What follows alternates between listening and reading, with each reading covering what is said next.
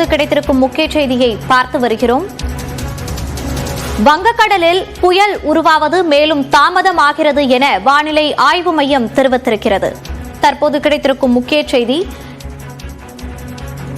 இது குறித்த கூடுதல் விவரங்களை நமது செய்தியாளர் சடையாண்டி வரைகலை மூலம் விளக்குகிறார்.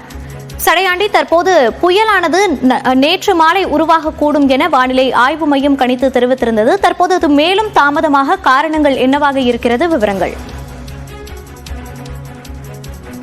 வங்கக்கடலில் நிலை கொண்டிருக்கக்கூடிய அந்த ஆழ்ந்த காற்றழுத்த தாழ்வு மண்டலமானது 2 கிலோமீட்டர் வேகத்தில் நகர்ந்து வந்து கொண்டிருப்பதாக சென்னை வானிலை ஆய்வு மையம் தெரிவித்திருக்கிறாங்க.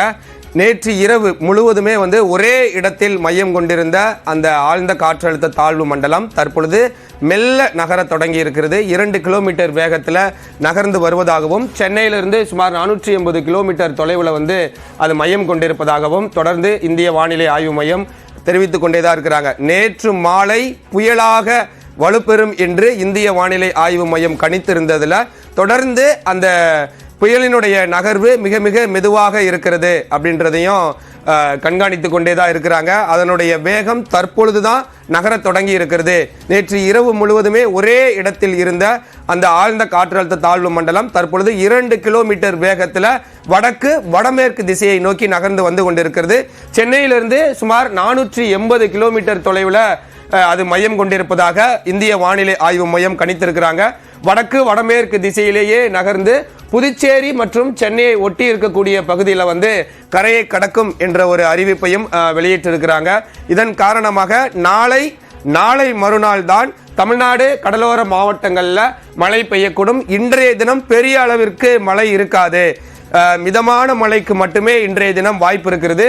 இந்த சூறாவளி சுழற்சி புயலாக உருமாறியதற்கு பிறகு கடற்கரையை ஒட்டி மெல்ல வரும் பொழுதுதான் அதனுடைய மழையினுடைய தாக்கம் அதிகமாக இருக்கும். மழை மேகங்களை நிலப்பரப்பை நோக்கி நகற்றும் அப்படின்றதை இந்திய வானிலை ஆய்வு மையம் கணித்திருக்கிறாங்க. தற்பொழுது அது 2 கிலோமீட்டர் வேகத்தில் தான் நகருது. நேற்று இரவு முழுவதுமே ஒரே இடத்துல இருந்துச்சு.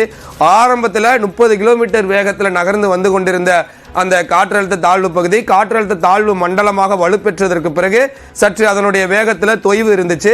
ஆழ்ந்த காற்றழுத்த தாழ்வு மண்டலமாக மேலும் வலுப்பெற்றதற்கு பிறகு அதனுடைய வேகம் மிக மிக குறைய தொடங்கியது. 3 கிலோமீட்டர் வேகத்தில் தான் நகர்ந்து வந்து கொண்டிருந்தது. ஆனால் நேற்று இரவு ஒரே இடத்துல மையம் கொண்டிருக்கிறது, நகரவே இல்லை அப்படின்றதையும் இந்திய வானிலை ஆய்வு மையம் தெரிவிச்சிருந்தாங்க.